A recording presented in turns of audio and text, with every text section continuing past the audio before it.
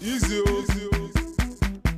Má lọ ṣe bí gbaná, má lọ ṣe bí rona, má lọ ṣe bí pé o love mi o. Má lọ ṣe bí gbaná, má lọ ṣe bí rona, má lọ ṣe bí pé o love mi o. Ọmọ yìí lẹ́wà gangan, lẹ́wà gangan. Ọmọ yìí fine gangan ni o. Ọmọ yìí lẹ́wà gangan ni o, lẹ́wà gangan ni o. Ọmọ yìí fine gangan ni sisi. Hello, j'espère que vous allez bien. Je suis super contente de vous retrouver aujourd'hui pour ce nouveau tuto make-up.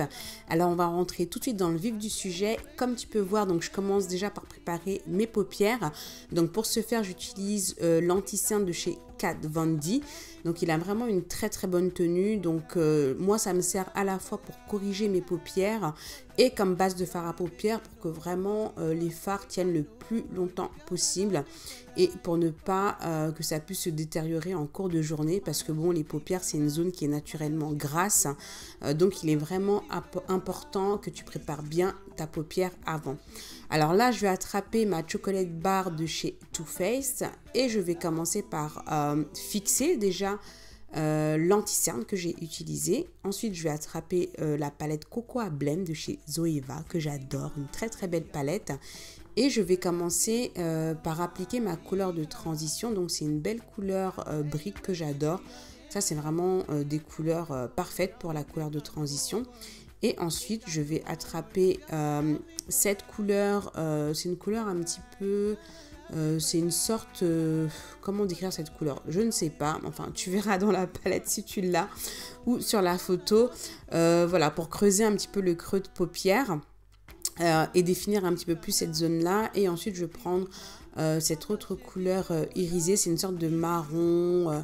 enfin glacé, irisé que je vais appliquer sur toute ma paupière mobile et ensuite je vais prendre cette couleur, donc c'est un doré que je vais vraiment centrer, enfin concentrer au centre de paupière en fait pour vraiment avoir ce petit pop de couleur dorée, voilà.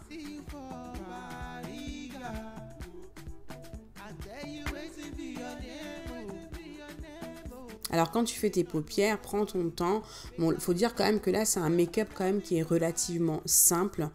J'ai rien fait d'exceptionnel au niveau du fard. C'est vraiment l'eyeliner que je ferai tout à l'heure qui sera, on va dire, la star du show. Mais hormis ça, franchement, c'est un make-up des yeux qui est vraiment très très simple. Donc là, je viens légèrement estomper pour effacer les démarcations au niveau du creux de paupière. Et je reprends le même fard à paupières que tout à l'heure. Alors ensuite, l'eyeliner. Donc là, on va dire, c'est, comme je l'ai dit, la star du show. C'est le côté délicat de ce make-up look. Donc là, pour faire l'eyeliner, j'ai pris un rouge à lèvres liquide, en fait. C'est vrai que c'est pas très conventionnel. Mais bon, pour moi, en make-up, bah, tout est versatile. Bon, maintenant, c'est à tes risques et périls. Hein. C'est un rouge à lèvres liquide. Ça n'a pas été conçu pour être utilisé sur les yeux. Moi, j'ai rencontré aucun problème avec. Donc, avant de l'utiliser, enfin, voilà, assure-toi que tu n'aies pas d'allergie ou autre. Moi, j'ai eu aucun problème avec. Donc, voilà. Donc, je trouve que c'est un bon moyen de pouvoir justement varier les plaisirs parce que bon, il y a pas mal de choix dans les rouges à lèvres liquides. Et j'ai trouvé que c'était pas mal. Donc, ça, c'est le Tutsi de chez Colored Rain. Voilà, un petit peu de fun au passage. De toute façon, je te mettrai toute la liste des produits que j'utilise, je les mettrai sur mon blog. Voilà, alors donc là, on va attaquer le teint.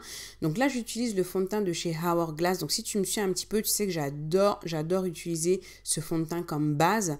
Il me sert à la fois comme base et comme correcteur. Donc voilà. Alors là, je vais faire un combo. Donc c'est le MAC Face and Body et le Double Wear de chez Estée Lauder. J'adore faire ce combo en ce moment. Ça me donne vraiment un fini, une sorte de mat lumineux. Parce que bon, le Double Wear, il est plutôt mat comme fini. Et le Face and Body, il est plutôt glowy. Et le mélange des deux vraiment m'apporte un résultat que vraiment j'adore. Donc, on va dire le combo de ces trois fonds de teint, parce que quand tu regardes au final, j'ai mélangé 3 fonds de teint en comptant la base de Hourglass. Mais Hourglass, c'est vraiment pour la longévité du maquillage. En fin de journée, mon teint reste impeccable. Donc voilà, donc j'estompe bien avec ma Beauty Blender. Moi, j'adore appliquer mon fond de teint avec la Beauty Blender. Je trouve vraiment que le fini, enfin déjà l'application pour moi elle est vraiment homogène, le fini il est lissé, enfin j'aime beaucoup. C'est vrai que la Beauty Blender, il y en a qui l'aiment pas trop parce qu'elle absorbe pas mal de produits, mais bon moi vraiment j'adore. Donc là c'est toujours le fond de teint, hein, enfin mon mélange que j'utilise également en guise d'anti-cerne. Je vais utiliser par la suite un autre anti-cerne pour plutôt le côté highlight, mais avant je m'assure bien de bien recouvrir mes cernes avant, et j'utilise toujours le même combo de fond de teint. Donc voilà l'anti-cerne que je vais utiliser, donc c'est le Dark Neutral de chez Urban Decay, le Naked Concealer. J'adore vraiment cet anti-cerne. Donc c'est une couleur vraiment claire comme tu peux le voir, mais là j'utilise vraiment en tant que highlight. Voilà, donc j'estompe toujours avec ma Beauty Blender que j'ai depuis je ne sais combien de temps, mais il est increvable le truc, franchement, je n'en reviens pas quoi. Voilà, j'estompe, j'efface bien les démarcations, hein, donc en retournant l'éponge.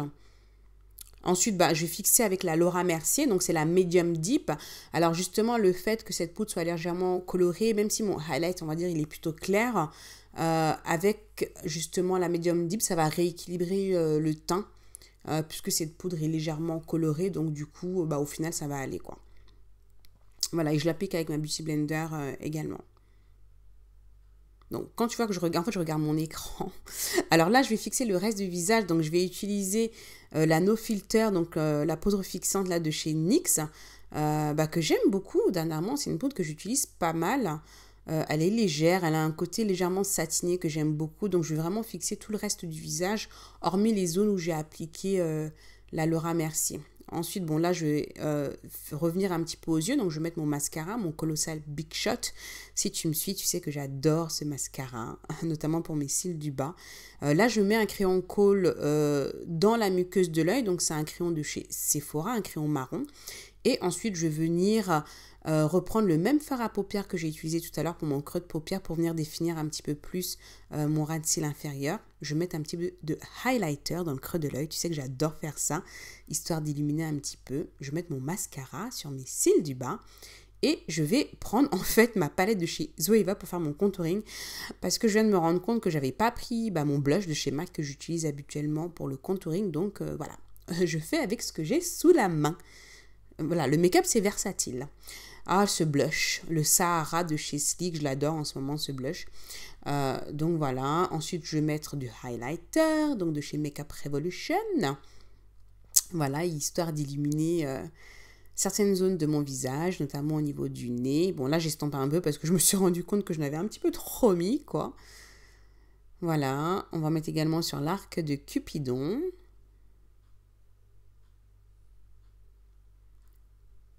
Au niveau de l'ossature de la joue, bien sûr.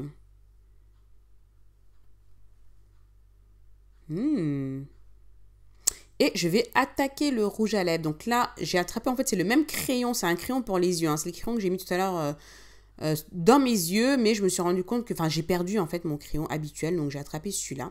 Et là, je reprends le même rouge à lèvres que tout à l'heure que j'ai utilisé en guise d'eyeliner. Donc, le Tutsi, que j'utilise en extérieur de bouche. Voilà, et en intérieur de bouche, donc c'est un des rétro mat de chez MAC. Il me semble que c'est les Topped with Brandy. Mais encore une fois, tu trouveras toute la liste des produits que j'ai utilisés sur mon blog. Je te mettrai le lien en barre de description.